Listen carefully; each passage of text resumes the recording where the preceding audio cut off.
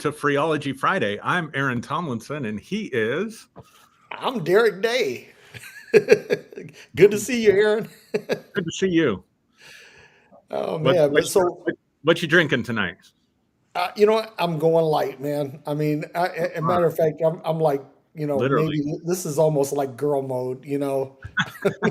Okay, no offense to girls, because there's some girls that can drink me under the table. Okay, uh, but I just have to say that I'm just going super light tonight. I got something else to do, so yeah. Yeah, me too. So I've got a pre-mixed mojito, about 12% alcohol, so not going as light as you, but I don't know, maybe 6 ounces. Okay, well, cool, man. So anyway, so it is Freeology Friday, and topic that's been on my mind all week long, and this ties into a lot of stuff that we've talked about in the past. Is just this whole idea of freedom, Mhm. and how I think that's the one thing that like religion does really well is tries to repress people's freedom, suppress people's freedom, take it away from them, right? Yeah. Yep. We want everybody. We think God says you have to live like this, so we're the voice of God, and everybody has to listen to us, and if they don't, they're wrong and we're right because, of course, we know the voice of God, right? Right. But then I was thinking about it on the flip side of that, like let me set it up this way. One of the goals that I have with clients that I work with, and for myself, because it's always a work in progress, is to get to the place where you are doing self-care so well that you are self-contained in your contentment, Okay. in your sense of power.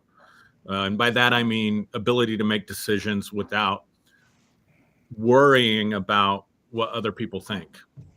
And I remember being in a situation, I don't want to say too much about it, but I was in a situation a few years ago, and this really occurred to me while I was deconstructing, and had a person in my life that was, from my perspective and my interpretation, taking advantage, right?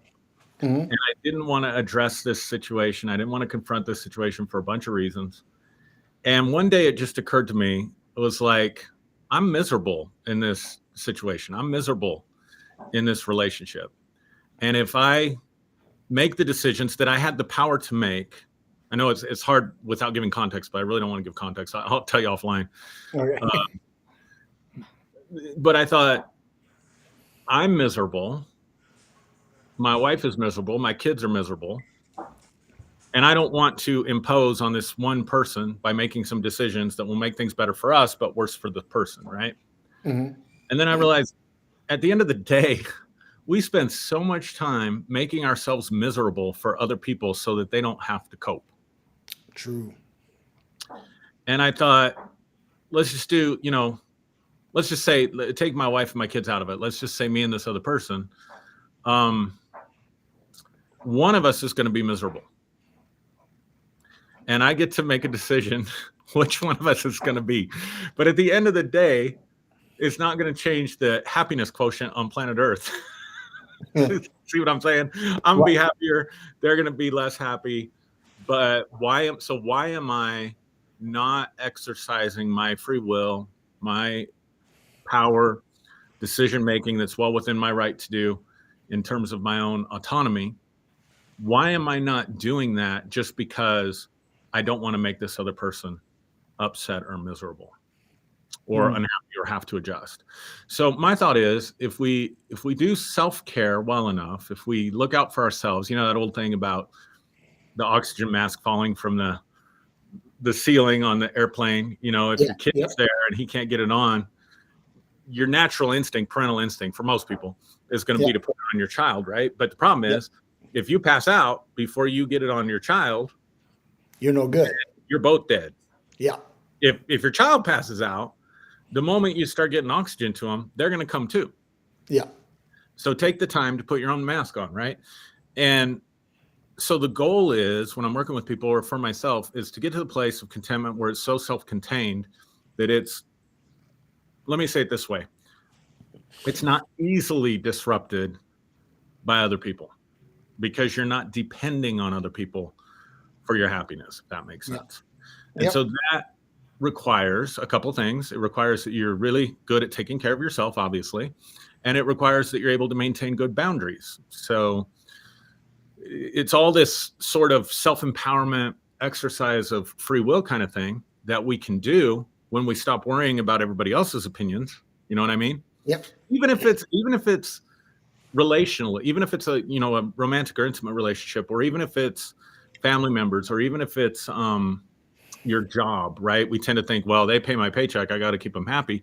But that's also problematic, because we should get to the place, and again, this is the bar, right? We're not all there, and it's a work in progress, and we go back and forth on these things, but we should be at the place where we can have confidence if we leave a relationship that we can build another relationship, or if a person in our life, say a romantic partner, leaves that relationship, we have confidence in ourselves that we can go out and find someone else to have companionship, right? Yep. Or in the case of employment, we have the confidence that we have a valuable skill that's just as employable anywhere else. I mean, how many people make themselves miserable for a job, and if you die the next day, they're going to be putting a want ad or whatever, however people, putting something up on Indeed or whatever, however people find jobs these days. I don't know. You know what I'm saying? And so anyway, so that's kind of my thought. And then if we can get to that place, then we also need to honor other people's free will, other people's autonomy, other people's ability to make decisions that are legal, right? That are, and not allow our feelings about it be so strong that we try to influence that decision, stepping over the line. Like, it's one thing to say, I think you're making a wrong decision. I think this, have you thought about these things about this path? But at the end of the day, it's your life. It's your life. You have to live in your own skin. I don't have to live in your skin. You don't have to live in mine. And so if I'm healthy, I'm not going to vilify the other person for making a decision that I don't agree with and try to manipulate them or coerce them or emotionally blackmail them just to get them to do what I want to do. Because think about that. If you're in my life, especially if you're an important person, and you want to do something so badly that I have to coerce you, I have to emotionally blackmail you just to keep you in a certain place or in a certain role in my life, what does that say about me? Yeah. What does that say about me? Like, and what does it say about the importance that I give to that other person and their happiness? Like, I don't care if you are miserable, you're making me uncomfortable with your choices. And so you need to get in line with what I'm saying. Yeah. That's how I set it up. And I love that, man, because, we've talked about boundaries before, and we talk about setting boundaries and sticking by them as a way to preserve our own mental health. But you bring up a really interesting point, because now what we're talking about is respecting someone else's boundaries in their decision making. In other words, that their decision may not have a direct impact on us. It may, matter of fact, it may have nothing to do with us, but we don't like it, right? Right. That's just like if someone says, I'm going to try crack cocaine.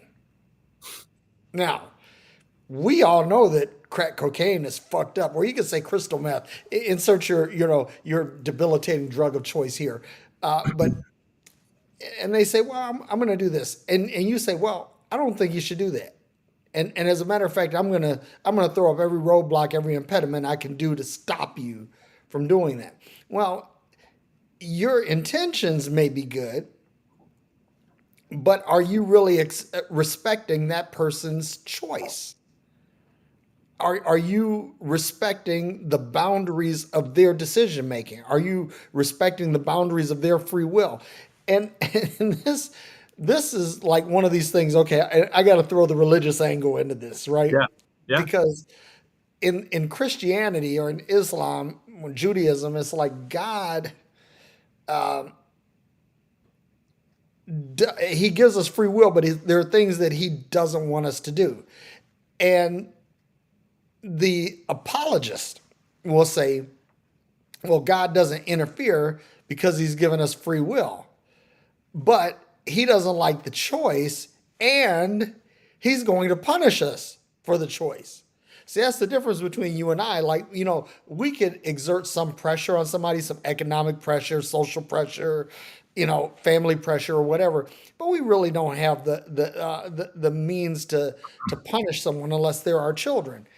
But the thing is that, and the funny thing is, people will say, oh, well, God stepped in and broke the crack pipe, so I wasn't able to smoke.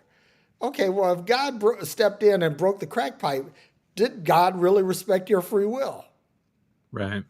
And so this is a really interesting subject you picked here, my man, because how do we reconcile free will with our will? And the other thing too is that what happens when we get so full of ourselves, we get so ego driven, where Right. we think that our choice is superior to someone else's choice. And I'm no judgment here, but there may be a reason why someone is doing crack cocaine. I may not like the reason, but it's a reason, right? Right.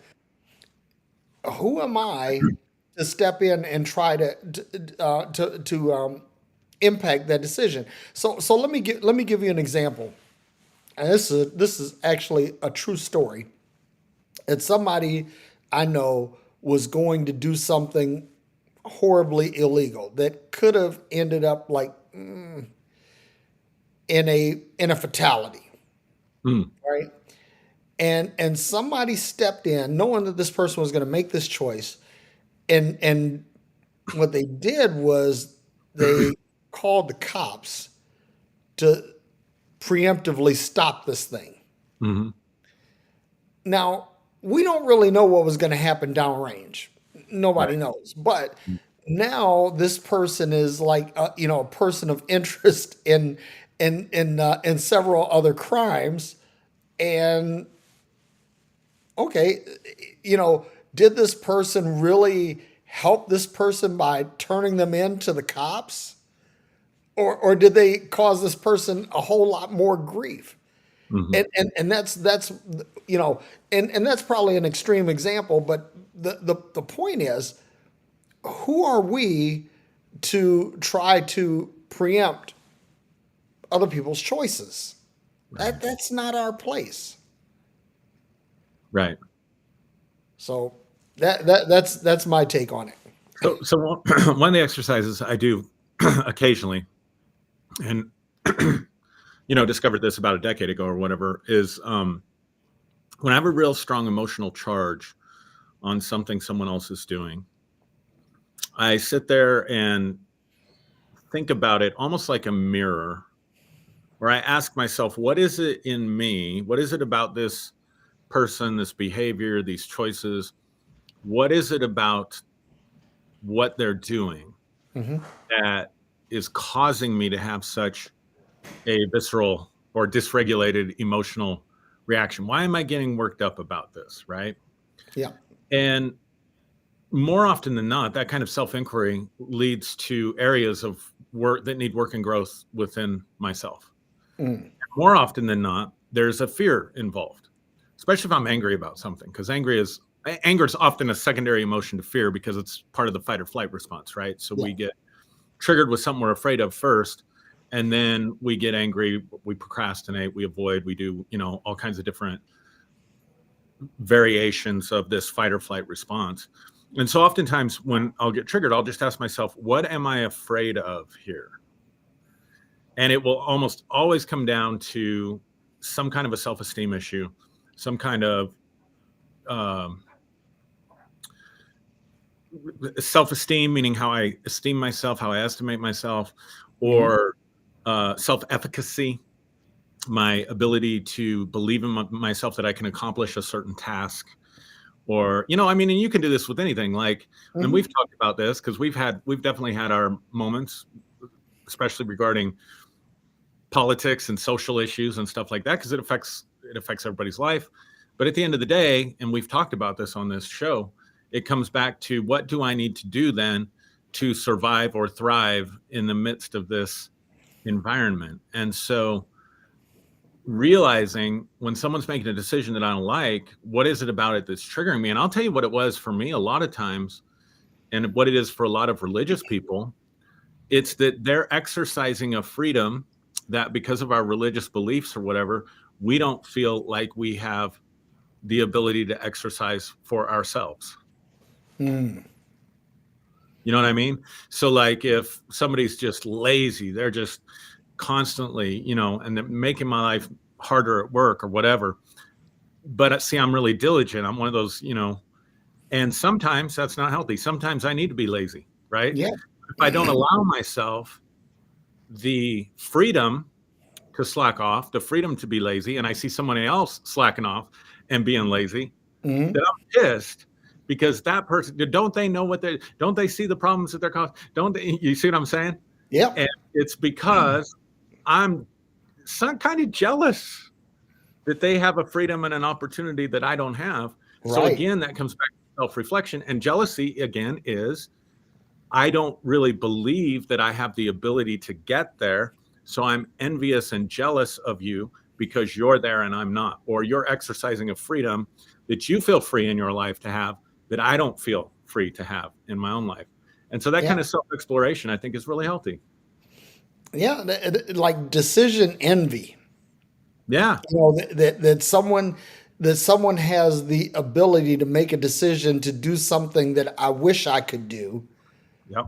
but I don't have the courage or the means or whatever to make it happen, right? Right. And that brings so you're talking about, okay, let's talk about introspection, because that's where this kind of goes. Right. If I don't really know myself and really understand what drives me and what triggers me and things like that, then I'll see something, and it can be something that shouldn't trigger me. It shouldn't Right. move me, but it does.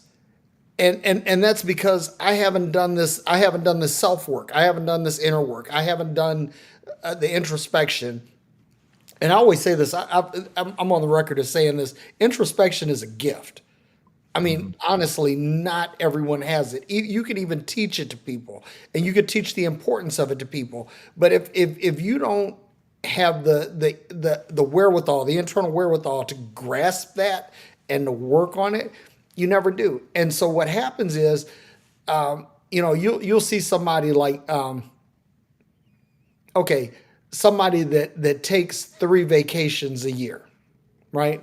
Now, granted, they probably can afford to take one, but they take a couple of extra, and they just, whatever the consequences are, they'll deal with it. So you're sitting up here saying, well, I don't think you should take this vacation. And then you go in and try to convince them every reason why they shouldn't. But deep down inside, you're jealous that they're able to that they're taking 3 vacations and you're not taking any, right? Right. So now what you've done is you've gone in and you violated this person's autonomy. Mm-hmm. You violated their decision making capacity to try to satisfy something in you, to scratch an itch that's within you. And that's something that, I mean, we really need to talk about this. I think that this is man, this is really really powerful, because this is something I learned with my kids, right? They do things and I'll say, "Oh God, that's not going to end well," and I'll shake my head because my kids are grown, right? But I'll see them do something. I'm like, ah, and you want to step in and just say, okay, I can put the kibosh on this in three different ways. But then I say to myself, okay, if I do that, can I honestly say that I respect their free will? And I can't. Mm-hmm. So what I've had to do, and this has been a work in progress for me, is learn to just kind of let go Mm-hmm. and say, okay, you could be watching a train wreck unfold in slow motion, but you gotta watch it, or you have to let it happen. That's like the whole quandary of time travel, right? Right. that if you go back in time and you change something, you know where you make it so Lincoln isn't assassinated, or the first slaves weren't brought to America, or the Trail of Tears never happened. Well, what are Right. the downrange consequences of all of that? What else happens because of that? And that's something else that we have to consider too. That when we step in and impact or impede someone's free moral agency, what are the consequence? What are the downrange consequences of that? Because there are going to be some, Hmm. and we have to. And that's the other thing is I think that nobody that wants to impede someone's decision is prepared to have that discussion. But I think that we should have that discussion. Yeah. Yeah. It's funny you bring up parenting because one of the mistakes I think that we made and are trying to kind of correct, but a little bit later than I wish, um, is as a parent, when you see you feel responsible for your kids and their outcomes, and Mhm. safety aside, obviously if they're doing something unsafe, then you need to step in if they're playing in the street or whatever when they're little. But I've been thinking about this lately because somebody said something to me in this regard uh, recently, who's an expert on parenting. I mean, does it for a living, not parents, but teaches and works with families and stuff, psychologist.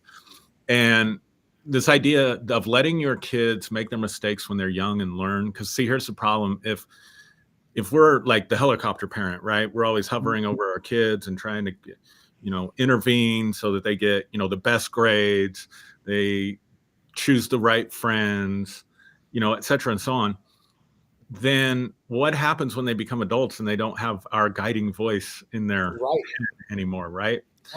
And so I think I'm of the persuasion now it's better to let your kids totally mess up when they're young so that hopefully they can learn some lessons when they're young so that they can be more autonomous in their own thinking about consequences as they get older. Because Yep. if I'm always protecting them from consequences, then that thing in the brain that says action A leads to action B, which might result in action C, and I'm not going to like D after that or whatever, if you're always doing that for your child, they never have a chance to develop that. Right. And so you're sort of impeding their self-development. Now, so if as a parent, we need to be aware of allowing people to make their choices and live in the consequences of those choices. Hmm. There really isn't a position that's more empowered in society than a parent in terms of decisions that their children make, So like, and it's patronizing, isn't it? Like when you're an adult and you're making a decision and someone comes in to rescue you or stop you or prevent you or talk you out of it. And I'm not talking about, where you've asked for counsel and you're looking for advice, or I'm not talking about where you approach a friend and say, hey, have you considered this? But I'm talking about where we step over the line, right? Yep. Yep. And then basically you're parenting me. You're sonning me sort of Mm. when you do that. And nobody likes that, No. you know? And so I just think it's an area. And again, I think this is tricky for the stuff we're talking about is tricky for people who are in religion a lot because we thought, well, I don't know. I know for me, when I was younger, I don't know how to run my own life. So I'm gonna let God run my life. Yep. And so then I'm just going to be obedient to God. And as long as I'm obedient to God, everything's going to work out because he knows how to run my life better than I know how to run my life. And so then you get into these authority structures of, accountability and hyper shepherding, or who was it? Somebody Hmm. on Facebook, I think it was, I can't remember, posted, about the New Apostolic Reformation. Oh, Jermaine. That was Jermaine. I thought so. Yep. Yeah. Yep. Um, like think about some of the stupid shit that when people try to set up accountability groups and they're trying to regulate how much you look at porn or, I don't know, what it's just stupid. I mean, it's just Yeah. stuff that's not anybody's business to begin with. Right. It's not real accountability, but it's like this. So the reason I'm bringing this out is to think like this, to think I've got to take care of myself first, to think I have autonomy. I have to think about cause and effect and consequences when I'm making choices. And I need to be and want to be the kind of person that isn't trying to parent everybody. Right. And I think that's a real shift for people, especially if you came out of things like the New Apostolic Reformation and stuff like that. And like I had this little, I have a maxim, and I have a lot of these little maxims, but basically this maxim is there are two kinds of people in the world: artists and mechanics, right? The artist sees the beauty in everything, the beauty in the brokenness, the beauty in the good, just everything is beautiful, kumbaya, right? Right. The mechanic on the other hand is a hammer to everything else is a nail, right? I'm constantly trying to fix things, right? And I think that you have to develop, you can be an artist, but you can't be an artist all the time. Or you could be a mechanic and you can't be a mechanic all the time, because the mechanic, and so in the context of this discussion, we're talking about the mechanic, right? Right. Because the mechanic sees a nut that needs to be turned, a screw that needs to be tightened, a nail that needs to be hammered, and everything is that to that person. So what they're doing is they're intervening, and trying, like, for example, trying to hammer screws in the wood boards. Yeah, you could do it, Yeah. but it's not the most effective use of the hammer or the screw or the wood. So, you mentioned like hyper parenting and hyper shepherding, and that's exactly what this results in. And I would say to everyone that's in any kind of religious movement, religious reformation, or whatever you want to call it, that you really need to take a moment to evaluate the leadership, right? And not only evaluate the leadership, but evaluate yourself relative to the leadership. Because watch this: if you are under this kind of leadership and you aspire to be a leader, then what you're going to do is you're going to replicate all the same mistakes that the current leadership does. Mm-hmm. You're not going to make any changes. You're going to see, okay, then if I'm going to move up the ladder, these are the things that I have to do. Mm-hmm. And so when those leaders inject themselves into the lives of others without regard for those individuals' decision making autonomy, then they run afoul. And you following that example, you're going to do it, and instead of breaking the cycle, you're just going to perpetuate it. You're going to make it elongate it and strengthen it, right? And that's what we don't want to do. We want to at some point break this cycle, to say that this person may be making a choice I don't agree with. Mm-hmm. I'm not happy with it, but I need to be mature enough and respectful enough of that person's boundaries, their free moral agency, their decision making autonomy, that I will just step back and let them do whatever it is they're going to do. Because and so, like you had said something earlier, you said whether this decision is legal or moral. I mean, I'm at the point where even if it isn't legal or moral in my mind, as long as it doesn't directly impact me or my family, like if somebody says, well, I'm going to go and do this, and it might impact my kids, then no, I'm going to do what I need to do to protect my kids. Or if it's going to impact my family, I'm going to protect my family. But if there's no upside or downside to me for this, or to those in my immediate orbit, and you're going to make this choice, then it's incumbent upon me as a respecter of free moral agency to let them do what it is that they're going to do. Yeah, no, I totally agree. And that's the context I was thinking about. Like, if somebody's doing something illegal to you, that's a different story, right? You can appeal to authorities, but it's still not you, technically. Even in the situation that you mentioned where, somebody reported somebody else, you're handing it over to the authorities that are there to address those kinds of things in society. It's not you. Right. forcing your will on that person, right? But in So, that particular case is actually forcing my will because all I had to do is just keep my mouth shut and let them do what they're going to do, and however it turns out, it turns out. You know, and if that decision wound up in that person's demise, mhm. okay, well, you play stupid games, you win stupid Yeah, prizes. right, But right. you're trying to step in and help somebody, and and you wind up doing more harm. Mhm. No, So nope. absolutely. Yeah. Absolutely true. And, willpower is part of this too, right? So,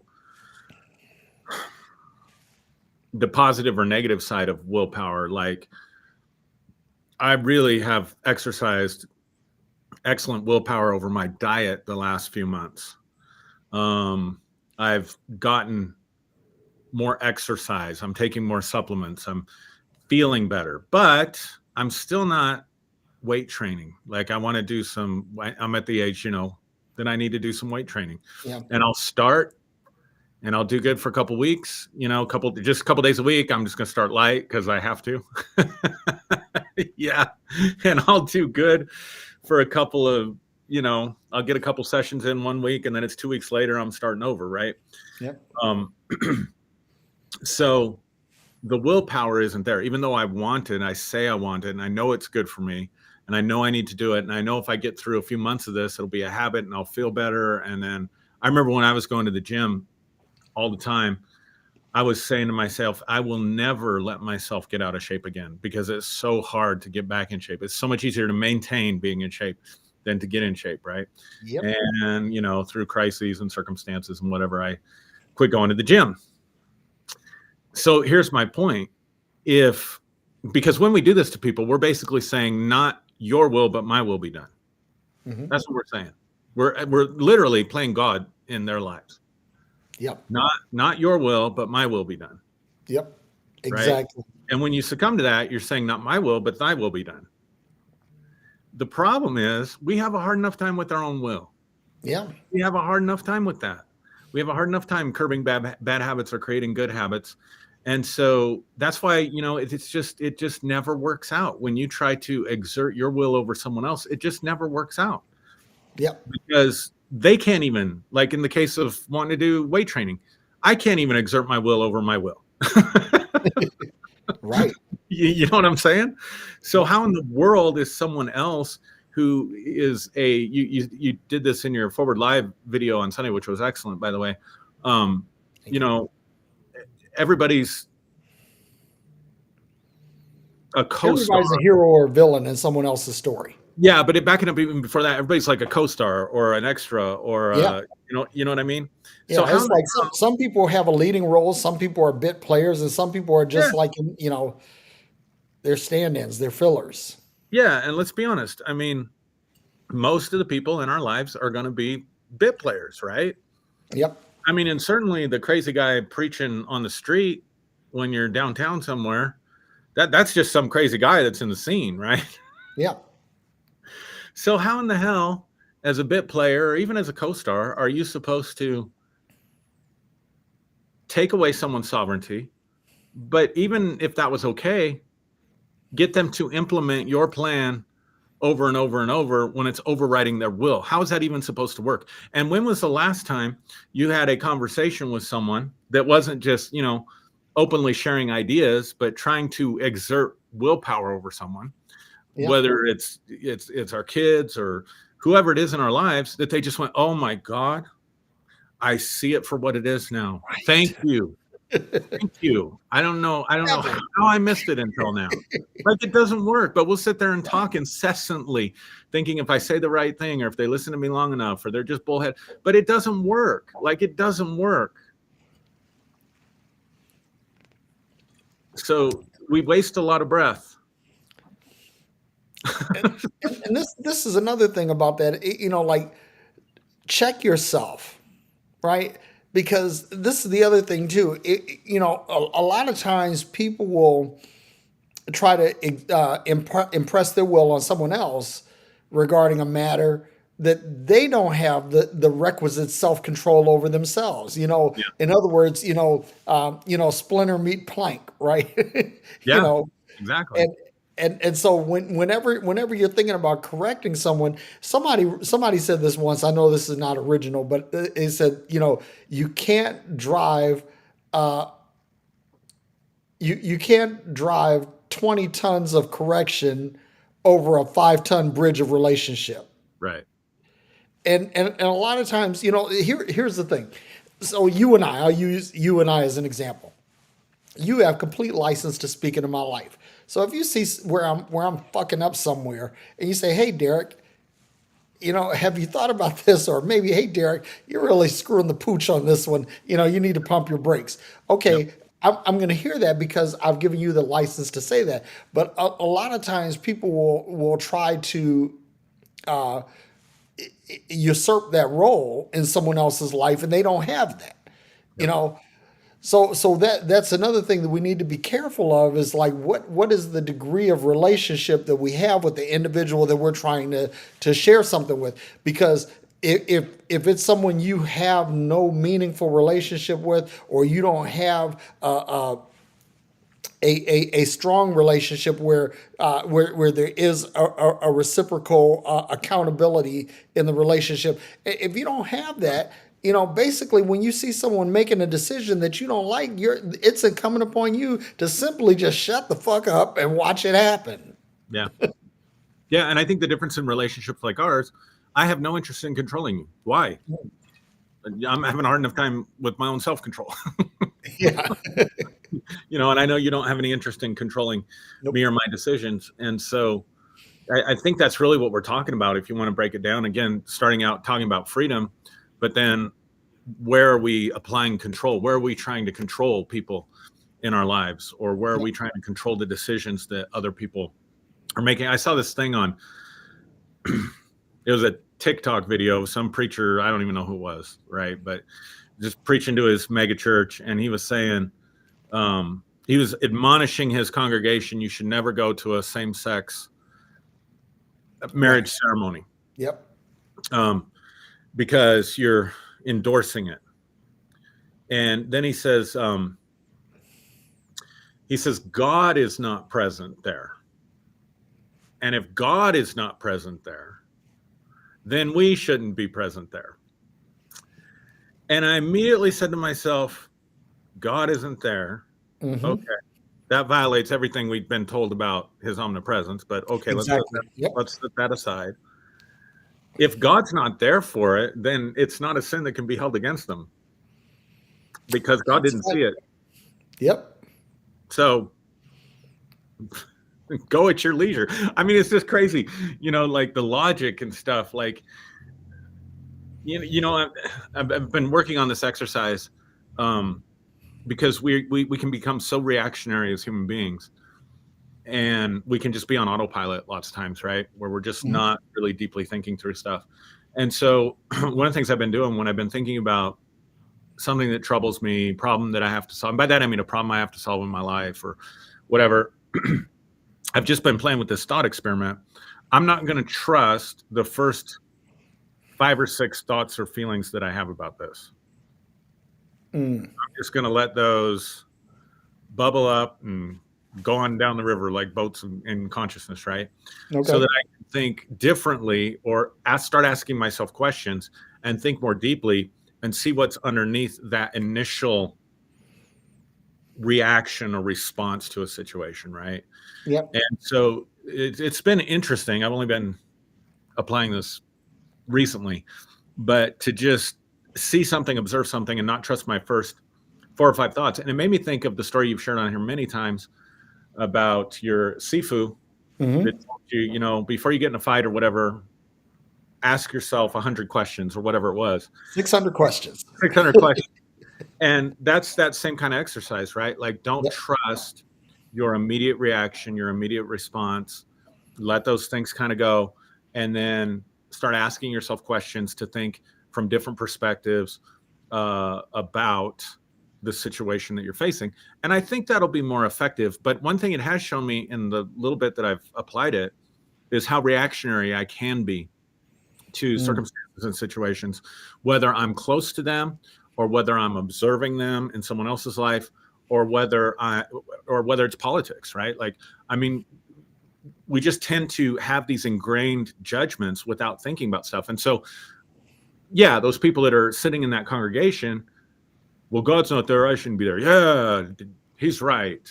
Son, I'm not coming to your wedding. Daughter, I'm not coming to your wedding, because God's not going to be there. Well, if Mm. God's not there, then it's not a sin. Yeah. But just, thinking, like, getting out of that reactionary mode, I Yep. think is really important. And I probably should have let man know I was turning on the signal light there. Yeah. Remember how you said Side that? note. I'm diverting the conversation. Maybe a little bit from controlling, but I think it goes together, because we try to control situations because we're immediately emotionally triggered by it. We don't like it, and we want simple, and we don't step back and really think about the situation. And we really can be very judgmental people, even Yeah. after deconstruction. It's I, just I react. mean, from what I'm seeing is like the deconstructed crowd are some of the most judgmental folks out here. I mean, I hate to say it, but that's kind of how it is. But you brought up something with this mega church pastor that he sees something he doesn't like. Right, Well, now he tells his entire congregation not to like it as well. right. And so now what this creates a cascading chain of events. And that's the other thing that for everybody that's watching, it's one thing when you do something that's fucked up, because fucked up in isolation is generally just fucked up for you. True. Very true. But when you fuck up in a cascading manner, that's like if you're texting someone in a moving car that you are driving on the interstate, the possibility for you have a cascading chain of events from this, poor decision is very strong. Now, here's the thing. I'm not. Well, let me say this, right? So I drive a Tesla, and it has what they call full self driving, which it isn't really, but let's just say for the sake of the discussion that it is. But you can put the autopilot on, and you can just basically you have to keep your hand on the wheel and kind of jiggle it a little bit every couple of minutes to let it know that let the system know that you're there.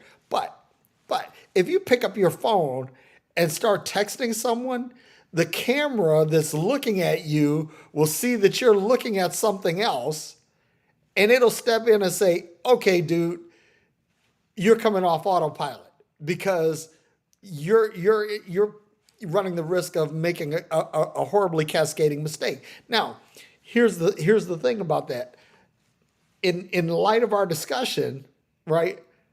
The Tesla AI should just let the person text, and whatever happens, happens, right? But Yeah. it steps in and it stops a cascading chain of events. Now, here's the downside to that, is that the autopilot also it doesn't react the same as a human, but it can do things under its own power that a human can't do. Like, for example, if full self-driving senses an impending collision, it will apply the brakes all by itself, and it will attempt to steer away from the collision, right? Mhm. Yeah. Now, if you come off autopilot and continue to, with your texting ways, you could run into something because Right. now the system isn't going to save you, Right. right? Yeah. So Crazy.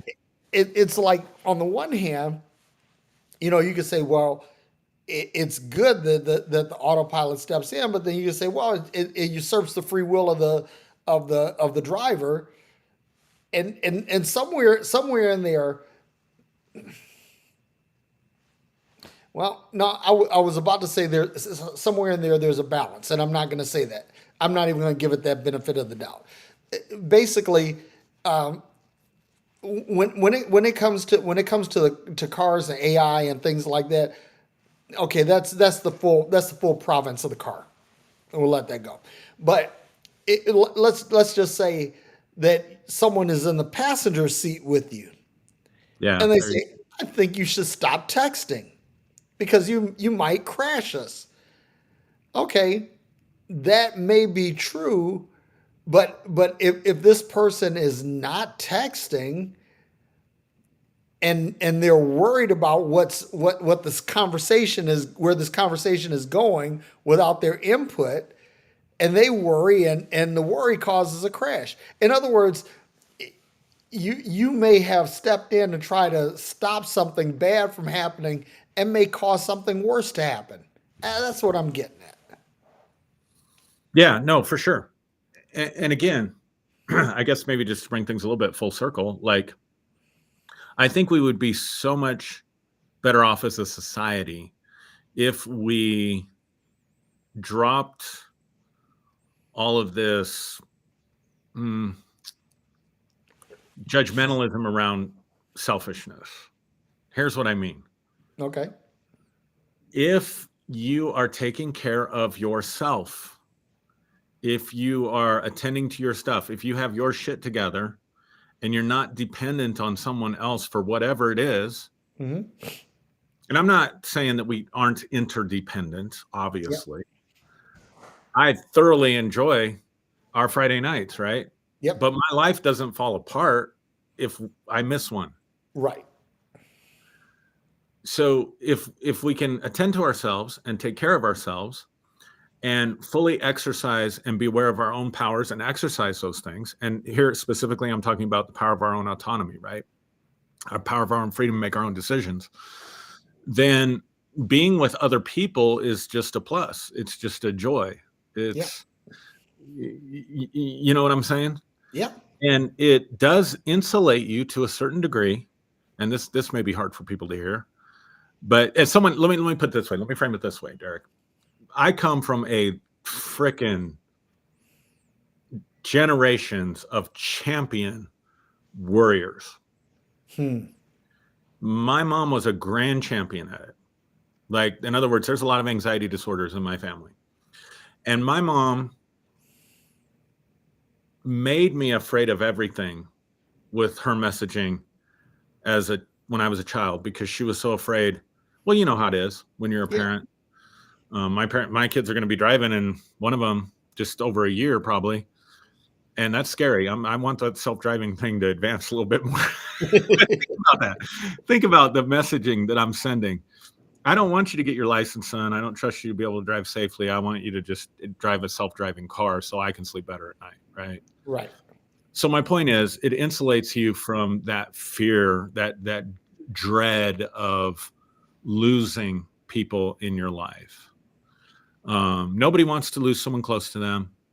I couldn't imagine losing a child. I've known people that have had. I've been very close to people in situations where that's happened. I think that's got to be one of the worst pains imaginable. But I think if we took better care of ourselves and weren't so hung up on everything else and everybody else around us, if you understand what I'm saying, then yeah, we're going to go through hard times. Yes, there's going to be grief. Yes, there's going to be anxiety. There's going to be difficult stuff, but we're a little bit insulated from those fears because we realize, okay, whatever happens, because I'm doing such a good job taking care of myself, whatever happens, I'm going to be okay.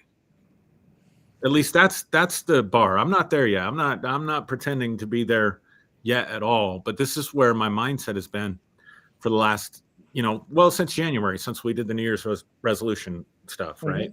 Yeah. And yet we still, people, well, I don't want to be selfish. I don't want to be egotistical. I don't want to, hurt people. Well, in the meantime, you're very codependent with everybody around you because your happiness is completely dependent upon their behaviors. And I think when your happiness is not completely dependent on someone else and you start to take care of yourself and make decisions for yourself, then when you're in the company of people, it's a bonus. You see what I'm saying? Yeah. It's It takes your bliss to another level, sure, Yeah. but it's not the foundational structure underneath your bliss. Right. That foundation has to come from doing this kind of self work. Yeah. And then having the autonomy to change your life. So, I'll tell clients sometimes if they come in with really low self-esteem and then are in a really abusive relationship or abusive context with someone that they're spending most of their time with, it's like, you can come in here for an hour and talk about this and I can encourage you. And then you're going right back into that situation that's just going to drain you and take away your energy and make you anxious and make you feel terrible and make you feel ashamed. So until you fix that, we can't really fix this. Mm-hmm. But in order to fix that, they have to have the autonomy to break off with that person and the confidence that if they want to, they can build a relationship with someone else. Yeah. Does that make sense? Yeah. It makes perfect sense. And what you're saying, think about this. If everybody just practiced self-care and said, okay, I'm going to prioritize the decisions I make about myself, Right. that I'm going to prioritize me and my thoughts and my reactions and all of that. And if imagine if more people did that, then we get to the point where, okay, I'm too concerned with myself to try to impact or influence your decisions in any way. I have to trust that. And here's another thing: self-trust, right? I Yes. trust myself to make rational, robust, safe decisions for myself. Now, if I say I'm going to trust myself, then that means I have to be willing to trust that others have the same capability, same capacity. Right. Now, if we all operate that way, if we all operate from the premise that I know what's best for me, and I'm going to operate under the premise that you know what's best for you. Yeah. And sometimes, sometimes you're going to miss it, sometimes I'm going to miss it, but what we've learned is to, number one, mind our own business, right? Mm. And Yep. number two, make sure that everything within my immediate locus is good. And if we did that, Aaron, I'm thinking that you may have stumbled onto one of those components that are the or one of those things that are components of life, the universe, and everything.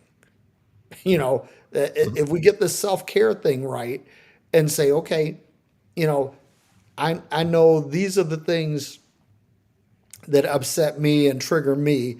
So how do I influence or impact those in my own life so that I can feel like I'm part of the change and not the problem. Now, if I do that, if I'm relying on my own capability to influence or impact, or my ability to be influenced or impacted by the things that I know are or are triggers, good or bad for me, then I can leave that to others as well. Mhm. Yeah, it's kind of a paradox, right? Because I'm if your decision upsets me so badly that I feel the need to coerce you, Hmm. manipulate you, control you, then I'm actually giving you too much control in my life. Wow. So in your desire to gain control, you're actually relinquishing control. That's heavy duty, man. Yeah, you see what I mean? Because it's like if you make your choice, it's going to upset me so much that I'm going to be dysregulated. Well, then I'm letting you regulate me Yeah, by your choices. absolutely. So what I'm really trying to do is control you because I can't control myself. Hmm. So I'm misapplying control and power, but also I'm letting you control me. Yep. I mean, it's really a paradox the more I think about it. Wow. Wow. That's some serious food for thought there. Because in in your attempt to try to control the decisions of others, you are really giving them control over your life. Yeah, because otherwise you wouldn't care. Right. Dude, dude. that that is powerful. Yeah, I was, I mean, I'm growing in real time too, because I hadn't really had that thought before. But I mean, when you think about it, it makes sense. Yeah. I mean, I never thought of it either until you just said it. It's like, so for those of you who are watching and you have a tendency to try to inject your opinion, your thoughts to try to control the actions or the behaviors of others, step back and think about this, because what you're doing is you're actually giving the person who you're trying to control access to control your life, because it's obviously important enough to regulate this decision. You're acquiescing control to that person. Wow. Yeah, because at the end of the day, even with people we love, think about it. We are concerned about how their actions reflect on us. Hmm.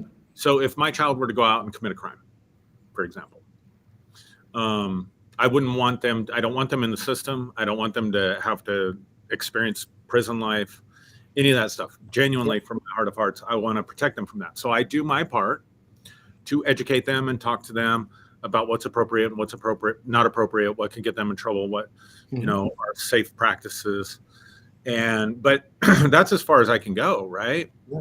So then if they make the decision, God forbid, or universe forbid, or whatever, um, can atheists say God forbid? I'm just, Absolutely. I'm just it just struck me as funny. But at the end of the day, there is a part where I'm going to feel like I failed. Yeah. There is a part where I'm going to feel, what is everybody else going to be thinking about me as a parent?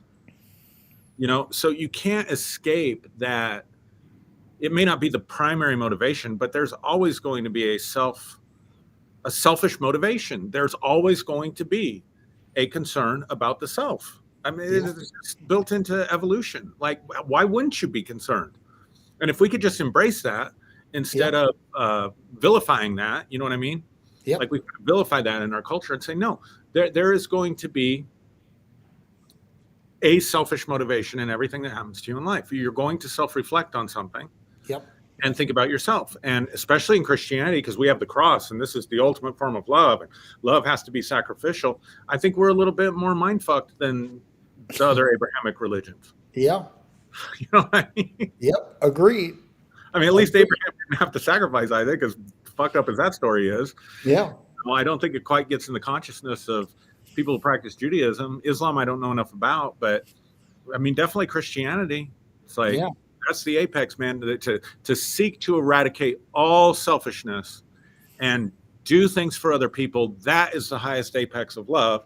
And I think it's complete bullshit. And I think it's completely psychologically unhealthy for people. And Yep. I know for people, there's still part of me, like Christian Aaron, that still cringes a little bit when I say stuff like that, Yep. because it sounds so blasphemous. Because for so long, we were just taught this is the highest expression of love. This is what you're Yeah. supposed to attain to. And I did a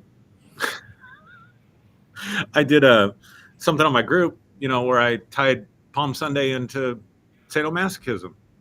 Yeah. That was beautiful. That was brilliant. Yeah, I think I texted you and said I channeled my inner Derrick for But that. that's funny because, like,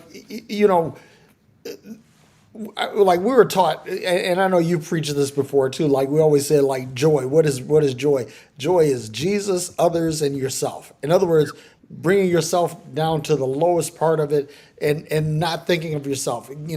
Giving your thoughts to Jesus first, and then others.